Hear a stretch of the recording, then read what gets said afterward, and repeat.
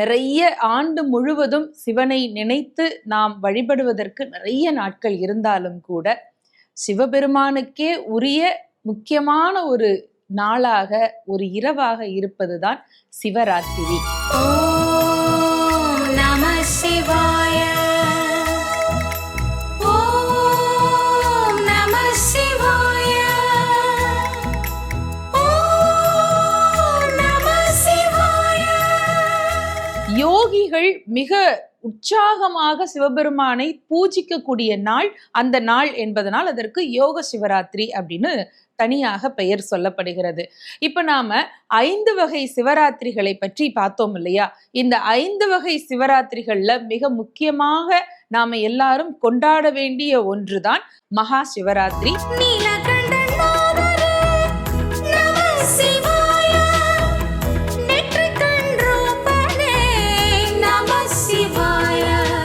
ஐந்து வகையான இந்த சிவராத்திரிகளிலும் வருஷம் முழுக்க ஒருத்தர் விரதம் இருந்து சிவபூஜையை நித்தியமாக அப்படி ஒரு கர்மமாக செய்தார் என்றால் அவர் அஸ்வமேதையாக செய்த ஒரு பெரிய பலாபலனை அடைவார். அப்படின்னா ஒரு வருஷம் இந்த சிவராத்திரிகளில் எல்லாம் சிவனை பூஜித்தாலே மிகப்பெரிய பலன் கிடைக்குது. எங்கேயும் நிறைந்தவனே நம சிவாய. எல்லோருக்கும் அருள் புரிவாய் நம சிவாய. எங்கேயும் நிறைந்தவனே நம சிவாய.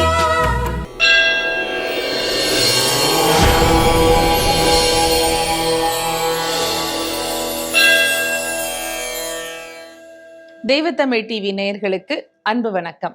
உலகெல்லாம் உணர்ந்து ஓதற்கரியவன், நில உலாவிய நீர்மலி வேணியன், அலகில் சோதியன், அம்பலத்தாடுவான், மலர் சிலம்படி வாழ்த்தி வணங்குவான். இந்த பிரபஞ்சத்தினுடைய இயக்கம் யாரால் இயக்கப்படுகிறது? இங்கே இருக்கக்கூடிய அணுக்கள் ஒவ்வொன்றும் எதனால் இயங்குகிறது? வாழும் ஜீவன்கள் எல்லோரும் எதை நோக்கி பயணித்துக் கொண்டிருக்கிறார்கள்? இவை எல்லாவற்றிற்குமான ஒரே விடை எல்லாம் பரபிரமமாக இருக்கக்கூடிய எம்பெருமான் சிவபெருமான் என்பது. சிவபெருமானுடைய இந்த பிரபஞ்சத்திலே நாம் எல்லோரும் அணுவிலும் அணுவிலும் அணுவிலும் ஒரு சிறு துளியாக இருக்கின்றோம். சரி, அப்படி எங்கும் நீக்கமர நிறைந்திருக்கக்கூடிய சிவபெருமானை எப்படியெல்லாம் நாம் வாழ்த்துகின்றோம், எப்படியெல்லாம் வணங்குகிறோம், எப்படியெல்லாம் போற்றுகிறோம்? நிறைய ஆண்டு முழுவதும் சிவனை நினைத்து நாம் வழிபடுவதற்கு நிறைய நாட்கள் இருந்தாலும் கூட சிவபெருமானுக்கே உரிய முக்கியமான ஒரு நாளாக, ஒரு இரவாக இருப்பதுதான் சிவராத்திரி. இந்த சிவராத்திரி அது மகா சிவராத்திரி என்று கொண்டாடப்படுகிறது. ஒரு நாளினுடைய அந்தி பொழுதை பிரதோஷ காலம் என்று சொல்லுவார்கள். நடுநிசி பொழுதை சிவராத்திரி பொழுது என்று சொல்லுவார்கள். இது நித்திய சிவராத்திரி. இது தவிர பட்ச சிவராத்திரி என்ற ஒரு வகை உண்டு. பட்சம் என்று சொன்னால் சுக்லபட்சம், கிருஷ்ணபக்ஷம், அதாவது வளர்பிறை, தேய்பிறை, இப்படி 2 பட்சங்கள் உண்டு. இந்த 2 பட்சங்களிலே 14வது நாள், அதாவது சதுர்த்தசி திதி. சதுர் என்றால் 4, தசி என்றால் 10. 4 கூட்டல் 10 14 இல்லையா? இந்த 2 தினங்களும் வளர்ப்பிறையிலே 14வது நாளும் தேய்பிறையிலே 14வது நாளும் மாத அல்லது பக்ஷ சிவராத்திரி என்று சொல்லப்படுகிறது. இதை தவிர மாதந்தோறும் வரக்கூடிய மாத சிவராத்திரி என்பது தனி. இந்த 3 வகையான சிவராத்திரிகளை தாண்டி ஆண்டுதோறும் மாசி மாதம் வரக்கூடிய கிருஷ்ணபக்ஷம், அதாவது தேய்பிறை சதுர்த்தசியிலே வரக்கூடியதுதான் மகா சிவராத்திரி என்று அழைக்கப்படுகிறது. இந்த 4ம் இல்லாமல் 5வதாக வேறு ஒரு சிவராத்திரி ஒன்று உண்டு. அது யோக சிவராத்திரி என்று சொல்லுவார்கள். அது என்ன யோக சிவராத்திரி என்று சொன்னால், ஒவ்வொரு வாரமும் வரக்கூடிய திங்கட்கிழமை, திங்கட்கிழமைங்கிறது சோமவாரம். சோமவாரம்னு சொல்றது சிவபெருமானுக்கு உரிய மிக உகந்த நாள் அப்படின்னு நமக்குலாம் நல்லா தெரியும் இல்லையா? அந்த சோமவாரத்துல 60 நாழிகையும் அமாவாசை என்னைக்காவது வந்தால், அமாவாசையாக இருந்தால் கூட அந்த நாளுக்கு யோக சிவராத்திரி அப்படின்னு பெயர் சொல்லுகிறார்கள். அதுக்கு என்ன அர்த்தம்னா, யோகிகள் மிக உற்சாகமாக சிவபெருமானை பூஜிக்கக்கூடிய நாள் அந்த நாள் என்பதனால் அதற்கு யோக சிவராத்திரி அப்படின்னு தனியாக பெயர் சொல்லப்படுகிறது. இப்ப நாம 5 வகை சிவராத்திரிகளை பற்றி பார்த்தோம் இல்லையா? இந்த 5 வகை சிவராத்திரிகள்ல மிக முக்கியமாக நாம எல்லாரும் கொண்டாட வேண்டிய ஒன்றுதான் மகா சிவராத்திரி.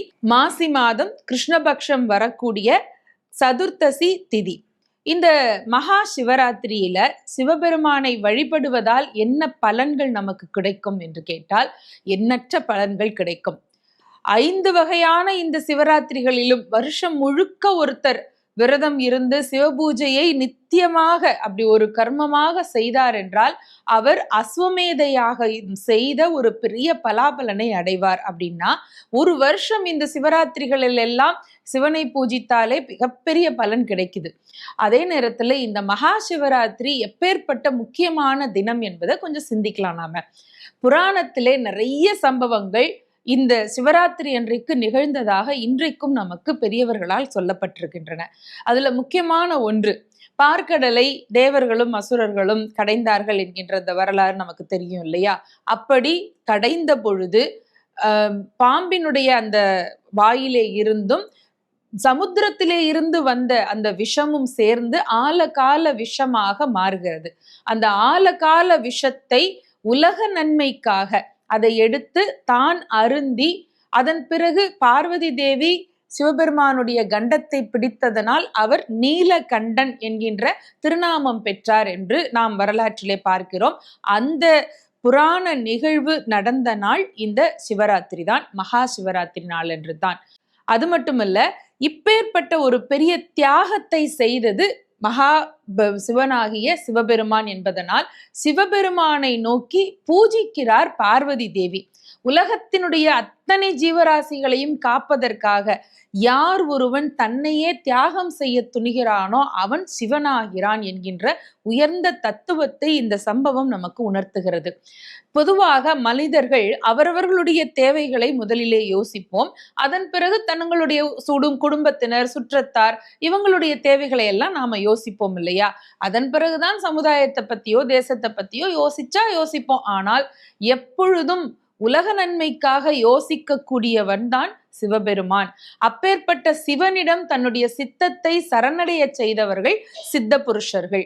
சித்த புருஷர்கள் என்று சொன்னாலே அவங்களுக்கு அபரிமிதமான நிறைய சக்திகள் இருக்கும், நிறைய சித்து வேலைகள் அவர்களுக்கு செய்ய தெரியும். உதாரணத்திற்கு மண்ணை பொன்னாக்குவது, இது போன்ற நிறைய சித்து வேலைகள் அவர்களுக்கு தெரியும். வானத்திலே பறப்பது, தண்ணீரின் மேல நடப்பது, நெருப்பை கடப்பது, இப்படியெல்லாம் நிறைய செய்வார்கள் இல்லையா? அந்த சித்தர்கள் கூட சிவபெருமானை நோக்கி தங்களை ஒடுங்க செய்யக்கூடிய அந்த நாளாக இந்த மகா சிவராத்திரி இருக்கிறது. அப்பேற்பட்ட இந்த சிவன் ராத்திரியில இன்னும் பல புராண சம்பவங்கள் நடந்ததாகவும் நம்முடைய பெரியவர்கள் கூறுகிறார்கள். உதாரணத்திற்கு நாயன்மார்களிலே ரொம்ப உருக்கமாக எல்லாராலையும் படிக்கப்படக்கூடியது கண்ணப்ப நாயனாருடைய திருவரலாறு.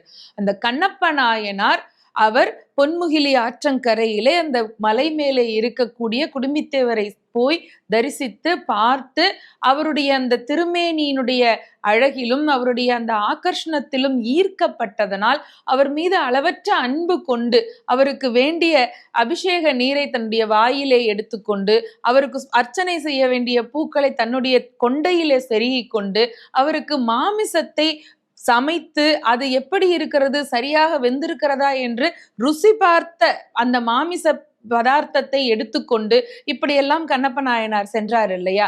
சென்ற பிறகு சிவலிங்கத்தினுடைய 2 கண்களிலே இருந்தும் குருதி ஆறாக கொட்டியது.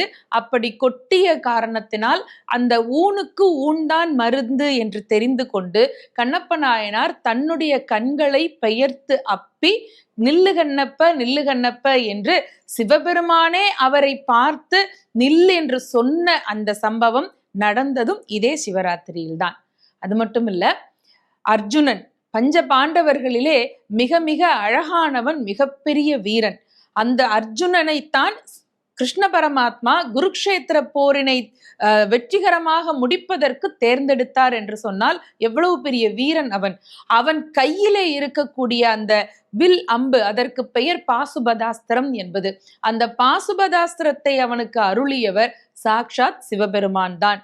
கடும் தவம் செய்து பல ஆண்டுகள் முயற்சிக்கு பிறகு சிவபெருமானுடைய அருளால் அர்ஜுனன் பாசுபதாஸ்திரம் பெற்ற நாள் இந்த சிவராத்திரி நாள் தான். இப்படி பார்த்தால் இந்த சிவராத்திரி நாளிலே நிறைய நன்மைகள் இருக்கின்றன. அதை பற்றி தொடர்ந்து சிந்திப்போம்.